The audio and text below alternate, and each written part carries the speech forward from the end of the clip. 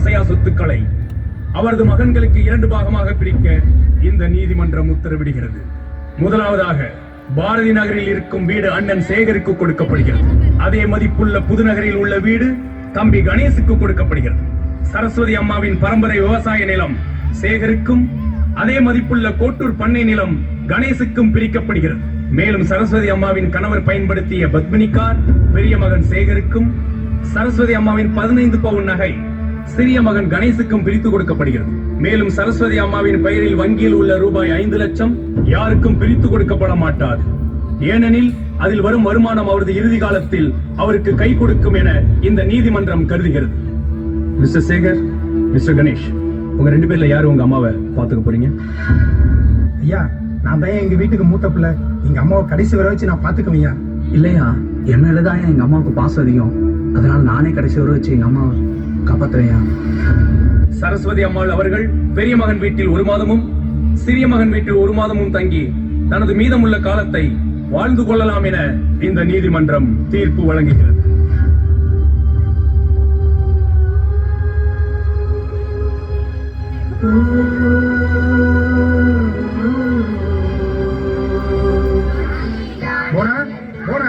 இங்க வாய, யார் வந்துருக்காங்க பாரு. வாங்க சார், நல்லா இருக்கீங்களா? உட்காருங்க.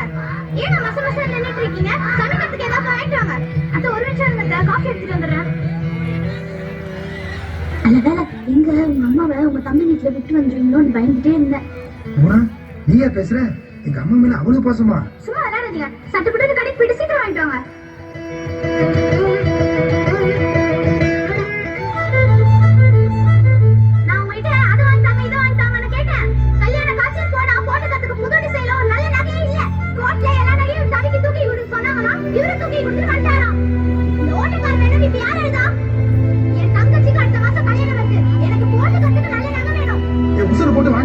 யாரு கையில காசு வச்சிருக்கா?